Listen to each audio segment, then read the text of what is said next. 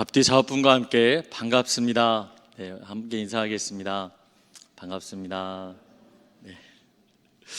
오늘은 예수님의 제자에게 필요한 각오라는 제목으로 하나님의 말씀을 여러분들에게 전하고자 합니다. 먼저 본문을 들어가기에 앞서 여러분, 각오란 무엇입니까? 각오하다. 각오에 대한 사전적 의미를 찾아보니까요, 각오라는 것은 앞으로 해야 할 일이나 겪을 일에 대한 마음의 준비라고 말하고 있습니다. 다시 말해, 이루고자 하는 목표를 세우거나 앞으로 경험하게 될 다양한 일들을 놓고 이 마음이 흔들리지 않도록 마음을 단단히 먹고 준비하는 것을 각오라고 합니다. 그럼 어떤 상황에서 우리가 주로 각오를 다질까요?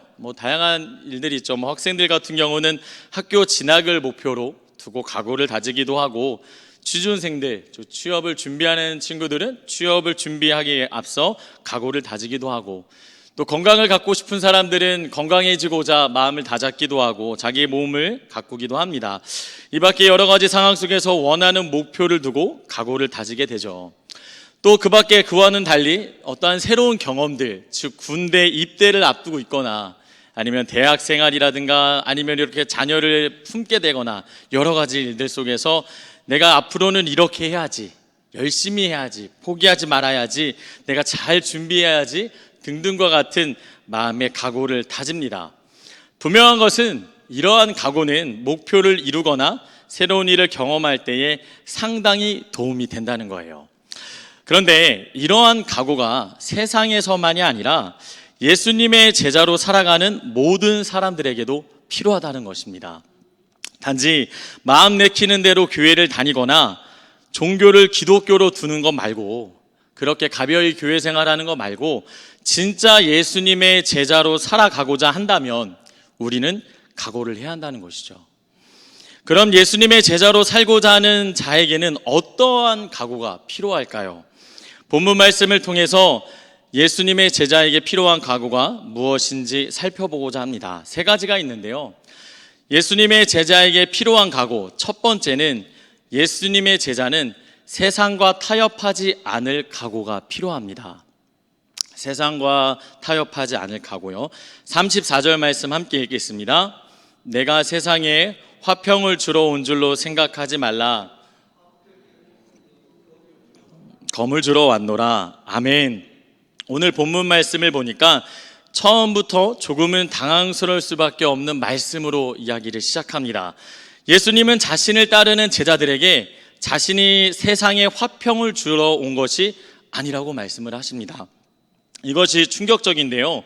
왜냐하면 성경 곳곳에서는 예수님께서 화평케 하시는 분이라고 말씀하시기 때문이에요. 그러니까 이사야서 9장 6절 말씀을 쭉 읽어보니까 전능하신 하나님이라, 영존하시는 아버지라, 평강의 왕이라 할 것임이라. 그러니까 예수님을 평강의 왕이라고 기록하고 있습니다. 또한 스가랴 9장 10절 하반절에 보니까 그가 이방 사람들에게 화평을 전할 것이요, 즉 메시아가 이방 사람들에게까지 화평을 전한다고 기록되어 있습니다. 또한 우리가 잘 알고 있는 상산순을 보면 예수님께서 아주 단호하게 말씀하세요. 마태복음 5장 9절 말씀, 화평하게 하는 자는 복이 있나니 그들이 하나님의 아들이라 일컬음을 받을 것이며, 화평하게 하는 자는 복이 있다고 말씀하고 있습니다. 또한 나아가 요한복음 14장 27절 3반절에 제자들에게 이렇게 말씀하십니다. 평안을 너희에게 끼치노니 곧 나의 평안을 너희에게 주노라. 여기서 평안, 즉 화평을 의미하고 있다라는 것이죠. 제가 나열한 말씀들만 보면 예수님이 이 세상에 화평을 주러 온 것이 맞는 것처럼 보이는데, 그런데 본문 말씀에서 예수님은 왜 화평을 주러 오신 것이 아니라고 말씀하고 계실까요? 이것은 도대체 무슨 의미일까요? 당황스러운 것은 여기서 끝이 아닙니다. 이어서 예수님은 자신이 화평이 아니라 검을 주러 오셨다라고 말씀하십니다. 검을 주러 오는, 즉 화평과는 정반대의 것을 주러 오셨다고 말씀하시는 거죠. 이것 또한 무슨 의미일까요?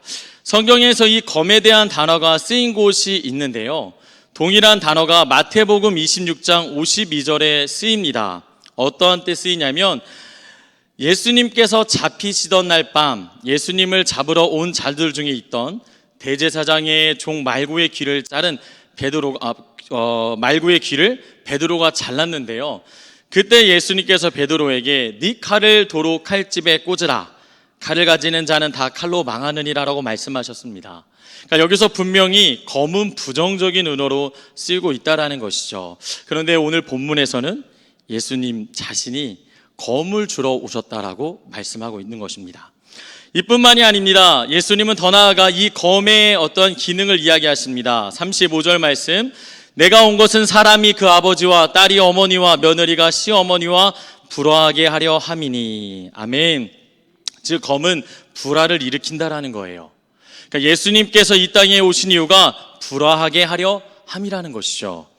이어서 주님은 말씀하십니다. 마태복음 10장 36절, 사람의 원수가 자기 집안 식구리라. 유대인에게 있어서 사회에서 가장 견고한 이 공동체 단위가 가족인데요. 지금 유대인들뿐만 아니라 어느 나라든지 마찬가지겠죠. 그런데 가장 끈끈하고 유대감이 깊을 수밖에 없는 이 가족. 그런데 이 가족이 서로 원수가 된다라는 것을 말하고 있는 것입니다. 그러니까 본문 말씀 34절에서 36절을 요약해 보면 예수님께서는 화평이 아닌 검을 주러 오셨고 그 검이 결국 가정까지도 불화를 일으킨다라는 말씀입니다. 그렇다면 이 말씀이 의미하는 바가 무엇일까요? 도대체 이 말씀이 우리에게 주는 의미가 어떤 의미가 있을까요? 분명한 것은 예수님은 화평케 하시는 분은 맞습니다. 바로 하나님과 우리와의 관계를 화평케 하셨고 또한 그리스도 안에 속한 자들을 화평케 하시는 분입니다. 그런데 오늘 본문 말씀에서 예수님이 말씀하시고자 하는 바는 이것이 아니라 바로 신앙 문제를 말씀하고 있다는 것입니다. 즉 그리스도인과 비그리스도인의 관계가 마치 기름과 물처럼 결코 연합될 수 없음을 의미하고 있다는 거예요. 35절에 불화하다라는 말의 원어를 보면 디카사이라는 말로 이 말은 둘로 나뉘어지다, 갈라지다, 구분되다 라는 말을 갖고 있는데요. 즉 이 말을 바탕으로 하나님의 말씀 그리고 복음이 선포되어지고 외쳐지고 전해지고 그 복음에 따라 순종하고자 하는 그 곳마다 믿지 않는 자들로 인하여 결국 둘로 나뉘어지게 되고 갈라지고 구분되어진다는 것을 의미하고 있다는 거예요. 심지어 가장 견고한 가족 공동체조차 이 복음 앞에서 나누어지는 것을 의미하는 것입니다. 그러니까 예수님을 믿지 않는 자들과 싸우라는 의미로 이 말씀을 하신 게 아니라 우리가 하나님의 말씀을 붙들고 온전히 순종하고 살다 보면 예기치 않게 의도치 않게 불화가 있다라는 것을 말씀해 주고 있다라는 거예요. 디모데후서 3장 12절 우리가 잘 알고 있는 말씀이죠. 무릇 그리스도 예수 안에서 경건하게 살고자 하는 자는 박해를 받으리라. 쉬운 말로 온전히 하나님의 뜻대로 살고자 하는 자는 박해를 받는다라는 거예요. 내가 막 싸우고자 한 게 아니라 그저 예수님의 말씀을 따르고자 한 건데 불화가 생기기 시작한다라는 것입니다. 마태가 이 마태복음을 기록할 당시에 그가 속한 공동체나 그 외에 많은 그리스도인들은 단지 예수님을 믿는다는 이유 하나 때문에 혹독한 박해를 당하고 심지어 그들의 가족들로부터 신앙의 문제로 인하여 핍박을 당하였습니다. 그러니까 예수님의 제자로 살기로 다짐한 자들은 날마다 각오를 다질 수밖에 없었고 그리고 세상과 타협하고자 하는 그 유혹 속에서 믿음의 길을 지키며 그 주어진 길을 걸어갔다라는 것이죠. 이 모습을 우리가 오늘날 본받아야 한다라는 것입니다. 그런데 오늘날 많은 성도들은 적당히 세상과 타협하며 적당히 내면의 옛사람, 즉 내 마음대로 살고자 하는 육신의 정욕과 타협하며 살아간다는 데 문제가 있다는 것입니다. 물론 세상과 타협하면 편하죠. 다른 이들에게 불이한 일을 받을 일도 핍박받을 일도 없습니다. 또한 옛사람과 타협하면 사는 것도 편합니다. 자기 마음대로 사는 것이니까 편한 것이죠. 그러나 분명한 것은 예수님을 따르는 제자의 삶은 결코 타협하는 삶이 아니라는 것입니다. 타협해서는 안 된다라는 것이죠. 예수님의 제자는 일시적인 어떠한 관계에서 평화를 얻기 위해서 비율을 맞춰주기 위해서 악한 세상과 죄와 타협해서는 안 된다라는 것입니다. 또한 자신의 정욕대로 살아가고자 자신의 내면에 있는 어떤 죄와 타협해서도 안 된다라는 것이죠. 예수님의 제자는 신앙생활로 인한 피해나 핍박이 있어도 또한 유혹이 있어도 여전히 하나님의 말씀을 철저히 순종하며 살아가야 한다라는 것입니다. 그러니까 예수님의 제자는 세상과 타협하지 않을 각오가 필요하다라는 거예요. 오늘날 그리스도인들이 교회에서는 성실하게, 교회에서는 열심히 누구보다 뜨거울 수 있는데 세상에 나가면 그리스도인의 모습이 지워지는 경우가 있어요. 이 사람이 진짜 예수님을 믿는 게 맞는가 싶을 정도로 그렇게 변화된 모습을 보기 힘든 경우들이 있다라는 것입니다. 그런데 교회 안에서나 세상에서나 어디든지 간에 이제는 타협하지 않고 단단한 각오를 하고 예수님의 참된 제자답게 살 줄 알아야 된다는 거예요. 적당히 신앙생활하는 것을 경계하고 내가 어디서든 내가 어디 있든 무엇을 하든 나는 예수님의 제자답게 살아가야 한다는 것입니다. 그러한 결단과 각오가 지금 여러분들의 삶 가운데 주어지기를 주님의 이름으로 축복합니다. 다음으로 예수님의 제자에게 필요한 각오는 무엇일까요? 둘째, 예수님의 제자는 자기 십자가를 지고 주를 따르겠다라는 각오가 필요합니다. 본문에서 예수님은 자기 십자가를 지고 자신을 따라야 한다고 명확하게 말씀하십니다. 그렇지 않다면 주님께 결코 합당하지 않다고 말씀하시죠. 그러니까 십자가를 안 지고 주님을 따라가는 것은 주님을 따르는 것처럼 보이지만 결국 주님을 따르는 게 아니라는 거예요. 여기서 그럼 말하는 십자가를 진다라는 것은 무엇을 의미할까요? 십자가. 성경에서 십자가는 고난을 의미하고 있습니다. 그러니까 십자가를 진다라는 것은 고난을 받으며 살아간다는 것을 의미하는데요.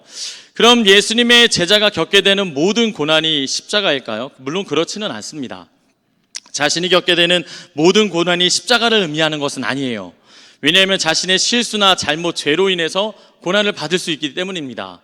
그건 십자가를 지는 게 아니에요.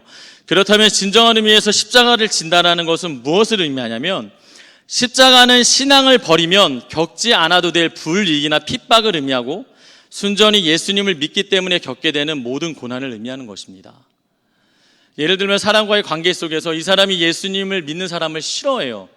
그럼 내가 예수님을 믿는다라는 것을 밝히게 되죠. 타협할 수 없으니까요.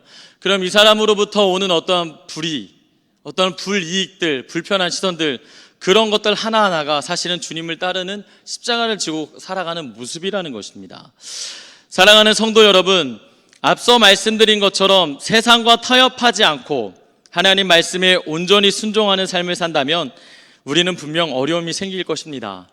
사탄은 결코 주님 뜻대로 사는 자들을 가만히 놔두지 않기 때문이에요. 그러나 그럼에도 십자가를 지고 주님을 굳굳하게 따라간다면 그 길은 무엇보다도 복된 길이며 하나님의 위로와 은혜가 반드시 흘러 넘칠 것입니다. 오늘 한국교회에서 예수님을 믿는다는 것이 죽음을 의미하지는 않습니다. 불과 몇십 년 전만 해도 사실 예수님을 믿는다는 것에 목숨을 거는 경우가 허다했지요. 현재는 그렇지 않습니다만 그럼에도 여러분들이 알아야 될 것은 여전히 하나님 말씀에 제대로 순종하고 살고자 하면 여러분들도 모르는 사이에 어려움과 고통, 핍박이 찾아오게 된다는 거예요. 그거를 피하고 또한 그거에 타협하고 그렇게 살아가는 것이 아니라 십자가를 지고 온전히 주님을 따르겠다라는 각오가 여러분들의 삶 가운데 있어야 된다는 것입니다.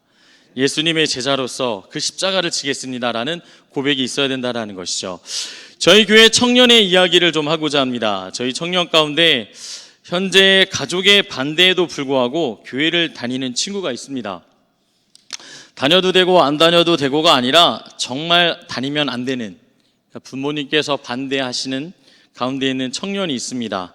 몰래 교회를 나오는 것이죠. 다음 세대를 위해 기도 부탁드립니다. 이런 청년들이 있는데요.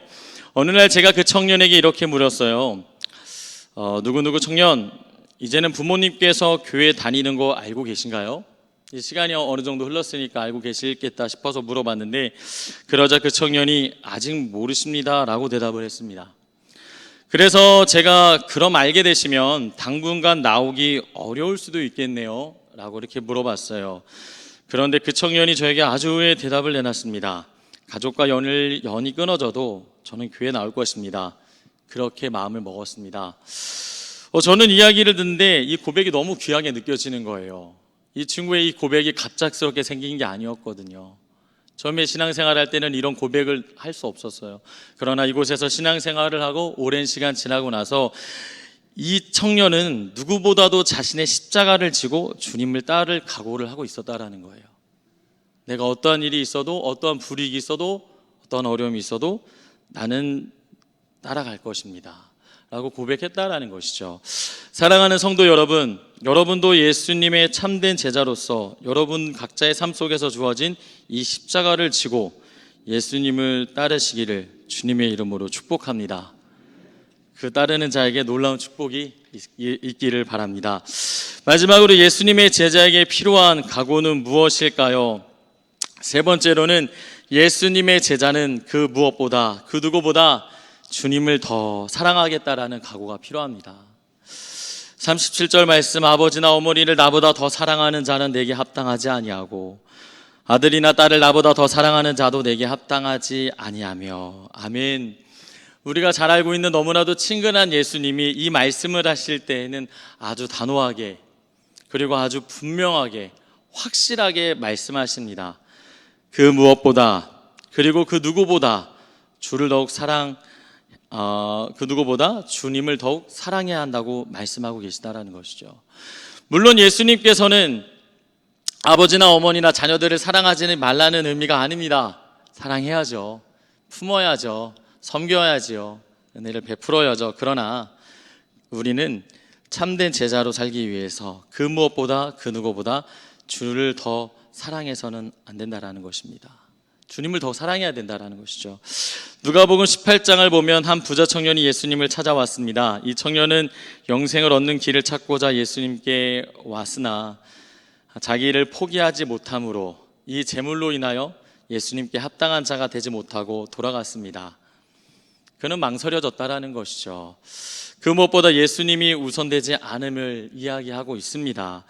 또한 부활하신 주님은 베드로를 찾아와서 묻습니다. 네가 나를 사랑하느냐? 이 사람들보다, 이 세상의 어떤 것보다 나를 사랑하느냐? 베드로에게만 하는 질문이 아니겠죠. 우리 모두에게 말씀하고 계시다라는 것입니다. 그때 여러분들이 진정한 고백 가운데 주님, 제가 주님을 더욱 사랑합니다라고 고백할 수 있기를 축복합니다. 그런데 우리가 어떻게 하면 이 주님을 더욱 사랑할 수 있을까요? 내가 주님을 어찌하여 더욱 사랑할 수 있을까요? 분명한 것은 이것은 사람의 의지만으로 되는 것은 아닙니다. 하나님의 은혜가 필요하다라는 것이죠. 그럼 어떻게 해야 주를 더욱 사랑할 수 있을까? 먼저는 단순하게 기도하십시오. 매일같이 기도하십시오. 매일같이. 특별한 날에만 주를 더욱 사랑하기 원합니다. 이게 아니라 매일에 주어진 하루의 삶 속에서 제가 주님을 더욱 사랑하기를 원합니다. 고백하십시오. 제가 앞서 말한 각오들, 타협하지 않는 각오, 그리고 타협하지 않고 그리고 십자가를 지고 주를 따르겠다라는 이 각오는 사실 주님을 사랑함으로 가능합니다. 주님을 사랑함으로 가능하다라는 거예요. 그러니까 매일의 순간에 주님을 더욱 사랑하기를 원합니다라고 기도하십시오. 그리고 또 여러분들이 할 것이 무엇이냐면 매일의 삶 속에서 그 십자가를 묵상하십시오. 십자가. 그 안에 담겨진 하나님의 놀라운 사랑, 독생자 예수 그리스도를 주시기까지 받을 자격이 없다라는 게 되게 중요해요. 하나님의 사랑을 받을 자격이 있는 게 아니라 아무도 받을 자격이 없었잖아요. 받을 자격이 없는 나에게 그 사랑을 주셨잖아요. 십자가를 보면 그 사랑이 느껴질 수밖에 없는 거예요. 나 같은 죄인 살리신.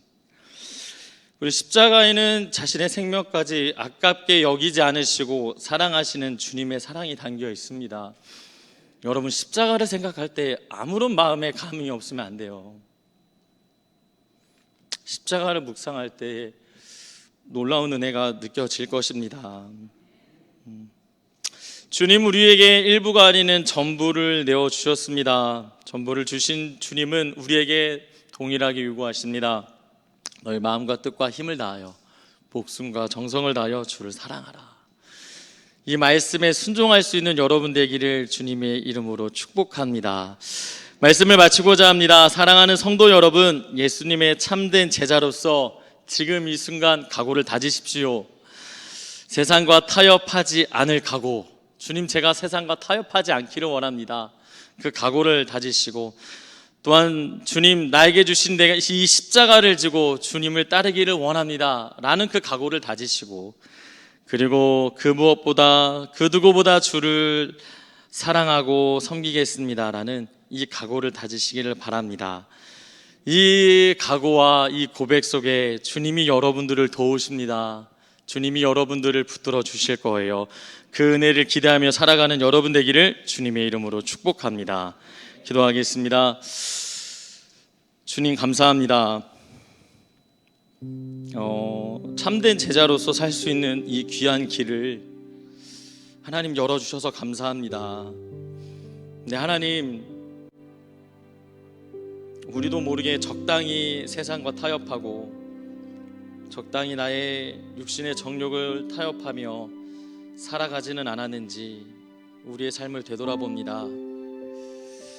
또 내가 지금 정말 주님의 십자가를 지고 있는지, 내가 주님을 말로만 따르고 있는 것은 아닌지 우리의 삶 또한 뒤돌아보며, 또한 지금 현재 내가 주님보다 더 사랑하는 게 있는 것은 아닌지 우리의 삶을 되돌아봅니다.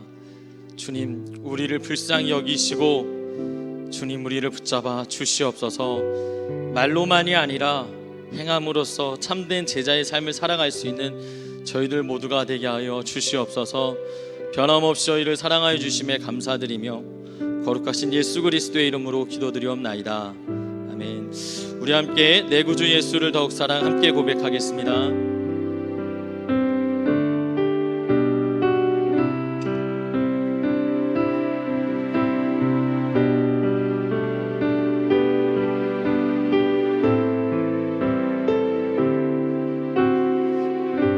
함께 고백합시다. 내 구주,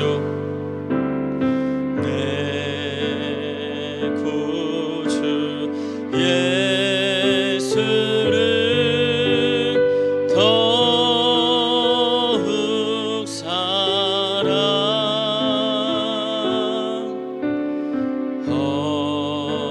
엎드려 비는 말 들으소.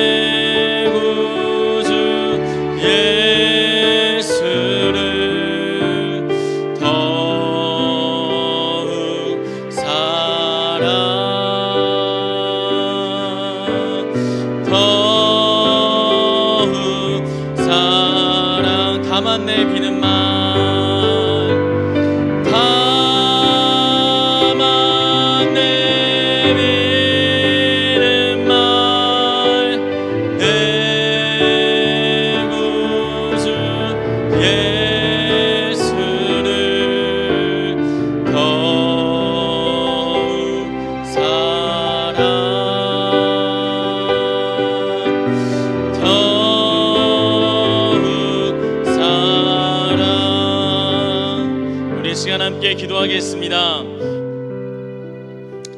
여러분, 세상과 타협하는 것, 자신의 죄와 타협하는 것, 사실 아무도 모르게 은밀하게 할 수 있습니다.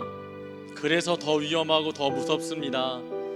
경건한 척 할 수 있고요, 경건의 모양 갖출 수 있습니다. 그런데 여러분, 우리는 그렇게 겉모습만 주님을 따르는 자처럼 살아서는 안 됩니다. 이 시간 기도할 때에 주님, 세상과 이 죄와 타협하지 않는 정말 참된 제자의 삶을 살게 하시고, 또한 저에게 주어지는 그 십자가를 힘들다 내려놓거나 피하지 않고 그 십자가 지고 주님을 따르는 은혜를 달라고 기도하시며, 그리고 정말 내가 주님을 더욱 사랑하기를 원합니다. 주님, 제 힘으로 안 되니 그 풍성한 은혜, 그 풍성한 사랑 깨닫게 하시고 채워달라고, 우리 이 시간 이 세 가지 기도 제목을 놓고 주여 한번 외치고 기도하도록 하겠습니다.